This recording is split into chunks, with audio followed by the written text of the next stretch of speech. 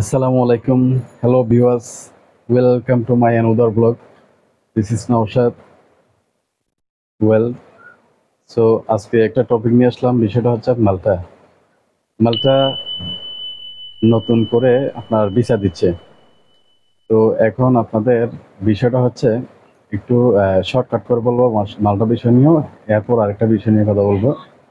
তো মাল্টাতে এখন স্বল্প পরিসরের ভিসা হচ্ছে, যেমন যাদের আপনার ডকুমেন্টস ঠিক আছে, ওয়ার্ক পারমিট নিতে পারতেছে, ইনশাল্লাহ তাদের ভিসা হচ্ছে। তবে বর্তমানে তারা ওয়ার্ক পারমিট একটু কমই দিচ্ছে, তারা বেছে বেছে দিচ্ছে। আসলে ইউরোপিয়ান কান্ট্রিতে একটু তারা ভিন্ন রকম হয়ে গেছে। ভিন্ন রকম বলতে কি, তারাও বাঙালিরা চালাক করে ফেলছে যে আহ, আপনার দেখা যাচ্ছে আহ, বিভিন্ন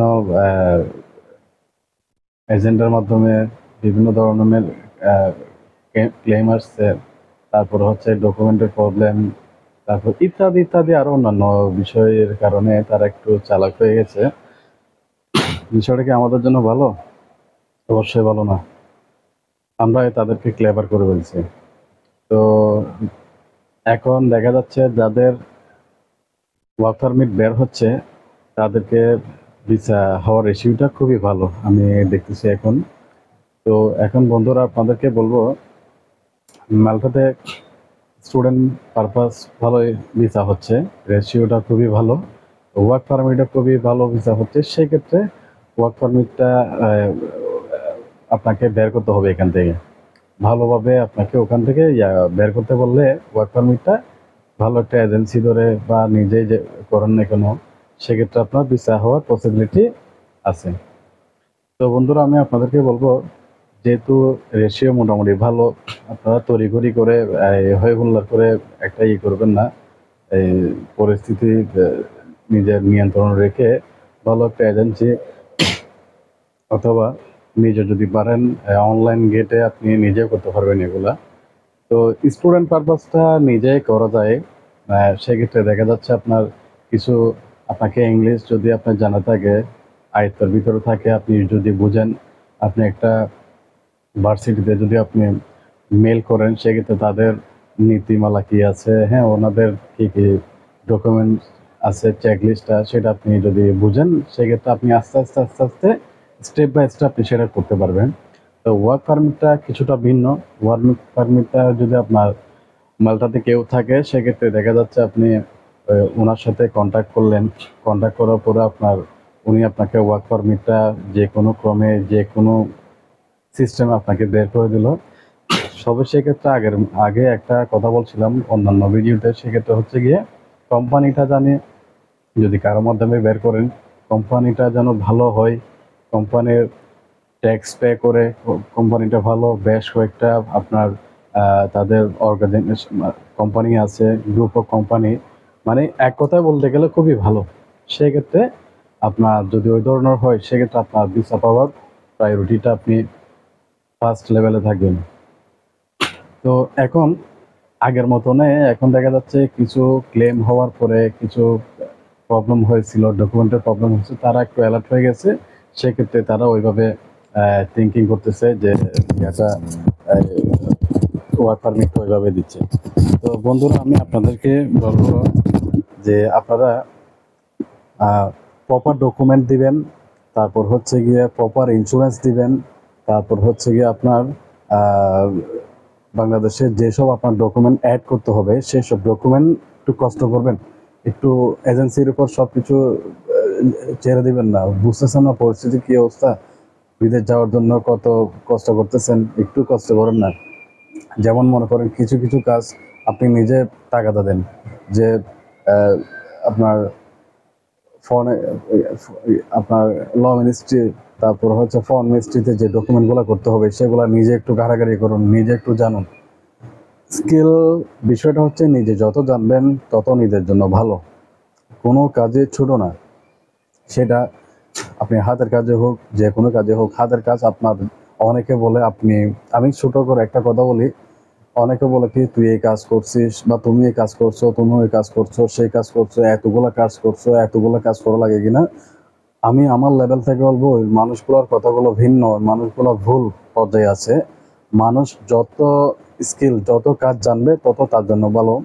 বিদেশ বাড়ি যান, বাংলাদেশে থাকেন, আল্লাহ তালা আপনাকে কোন কাতার নিয়ে যাবে সে একমাত্র আল্লাহ তালা ছাড়া কেউ জানে না।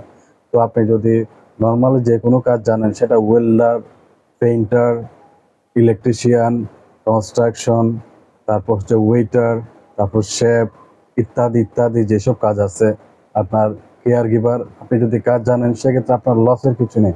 আপনি যে কোনো জায়গায় যাবেন, আপনি ফিট থাকবেন, আপনার মনোবলও ভালো থাকবে।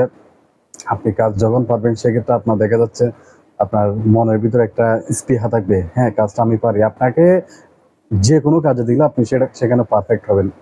তো বন্ধুরা, আপনাদেরকে একটা কথা বলবো, অ্যাট ফার্স্ট আমরা বাইরে যাওয়ার আগে আমাদের কিছু ফ্রেন্ড সার্কেলে বলছিল, বড় ভাইয়ের বলছিল, জিজ্ঞেস করছিলাম, তারা বলছিল বাংলাদেশে আসো, যে কোনো একটা স্কিল শিখে আসো।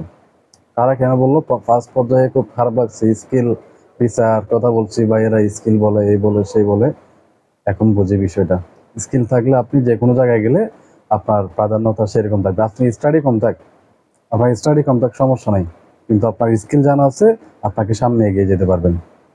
এমনও লোক আছে যে masters, MBA, honours masters complete করে বসে আছে বাংলাদেশে 15-16 হাজার টাকা, বা বাইরের দেশও যেখানে বলুন না কেন পরিস্থিতি এখন খারাপ এভাবে।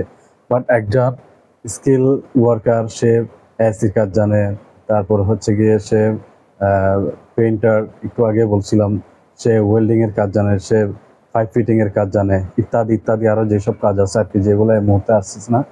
তো কাজ জানা লোকের কোনো, তারা তারা কি বলে, কি দাপিটা তারা মরে না, তাদের ইনকাম যে কোনো জায়গায় গেলে তারা ফিট হয়ে থাকে। মানুষের কাজের দরকার, বিদেশে যাচ্ছে আমরা কাজ করার জন্য, তো সেটা বুঝতে হবে যে লেবার হিসেবে। আপনি স্টুডেন্ট বিষয়ে গেলেও আপনাকে লেবার হিসেবে কাজ করতে হবে। আপনি টাকাটা কোত্থেকে ইনকাম করবেন, ফ্যামিলি থেকে ইনকাম করে দেবেন, কয়জনই বা সেইভাবে। 98%, 90%, ধরুন 90% মানুষ হচ্ছে গিয়ে স্টুডেন্ট ভিসায় গিয়ে তারা কাজ বেছে নেয়। কাজ করার পরে সেই ক্ষেত্রে তারা নিজের যে খরচগুলো আছে সেটা মিটিয়ে নেয়। তো বন্ধুরা, আমি আপনাদেরকে বলবো, মাল্টার ভিসা এখন আলহামদুলিল্লাহ ভালো ভিসা হচ্ছে। আপনারা ভালো একটা এজেন্সি দেখেন, ভালো একটা লুক দেখে আপনারা ডকুমেন্টগুলো জমা দেবেন, ইনশাল্লাহ ভিসা হবে আপনাদের। স্টুডেন্ট পারপাসও এখন মোটামুটি ভালো। তারপর হচ্ছে আপনার ওয়ার্ক পারমিট এখন মোটামুটি ভালো। ওয়ার্ক পারমিটের বিষয়টা হচ্ছে গিয়ে, যারা আপনার ওয়ার্ক পারমিট বের করতে পারে, ওয়ার্ক পারমিট তারা একটু সীমিত পরিসরে দিচ্ছে, যারা একটু কষ্ট করে বের করতে পারে ভিসা ইনশাল্লাহ হচ্ছে। তো বাংলাদেশে মালটা ইন্ডিয়া যাওয়া লাগে না, বাংলাদেশে মালটার BFS আছে আপনার বনানীতে। অবশ্যই আপনারা BFS কোথায় সেটা জানেন, আমার একটা ভিডিও আছে, সেখানে দেখতে পারবেন কোথায় BFS বাংলাদেশে। তো বন্ধুরা, আপনারা এইভাবে যদি একান, ইনশাল্লাহ আপনাদের যারা মালটার প্রত্যাশী আছেন, অনেক দিন ধরে অপেক্ষা করতেছেন, মালটার ভিসা এখন সীমিত পরিসর থেকে একটু ভালো পরিসরে দিচ্ছে। যেহেতু বাংলাদেশে BFS, ইন্ডিয়া থেকে কোনো করা লাগতেছে না, বাংলাদেশে সবকিছু করবেন, বাট আদার্স ওখান থেকে কাজ হয়ে আসে, এভাবে হচ্ছে। তো বন্ধুরা, আমি ভিডিও বেশি করব না, বড় করব না, শুধু স্বল্প পরিসরে আপনাদেরকে বিষয়গুলো বলতেছি, আপনারা মাথায় রাখবেন। কিভাবে কেমনে কি করা যায়, বাংলাদেশের কিভাবে গ্রো করা যায়, আপনারা আমরা সবাই বাংলাদেশের ভবিষ্যৎ। আমাদের থিঙ্কিং করতে হবে। আরেকটা বিষয়, সেটা হচ্ছে গিয়ে অন্যান্য কান্ট্রির লোকের মধ্যে একটা সিম্পেথি আছে, তারা নিজেদের কোয়ালিটি বজায় রেখে। তো আমরা চিন্তা করবো, বিশ্বের যে কোনো কান্ট্রিতে গেলে আমরা নিজেদের কোয়ালিটি বজায় রেখে আমাদের ফিউচার যারা আছে, ভবিষ্যতের আমাদের বন্ধু ভাই বোন স্বজন যারা যাবে, তাদের যে একটা কি বলে লিঙ্ক আপটা আছে, একটা সম্মানের ক্ষেত্রটা আছে, যে সম্মানের ক্ষেত্র বলতে যে বাঙালিটা ভালো, তারা লোক ভালো, তারা কাজ করে, এই জিনিসটার কথা বোঝাতে চাচ্ছি। এই জিনিসটা আমরা আমাদের সম্মানটা সারা বিশ্বের যে কোনো প্রান্তে গেলে তুলে ধরবো। যে একটা বিগত আমলে যে একটা আমরা ডিসক্রেডিট পেয়েছি আর কি, মিডল ইস্ট কান্ট্রি থেকে এনে অন্যান্য কান্ট্রিতে, তাহলে আমরা ইনশাল্লাহ এই এই জিনিসটা এটা উপলব্ধ আমরা রাখবো।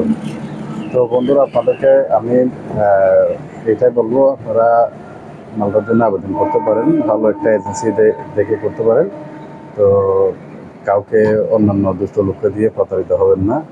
তো বন্ধুরা ভালো থাকবেন, দোয়া রাখবেন। ইনশাল্লাহ আমি আপনাদের জন্য দোয়া করি। তো আজকের মতো আসসালামু আলাইকুম রহমতুল্লাহ বরকাতুহ।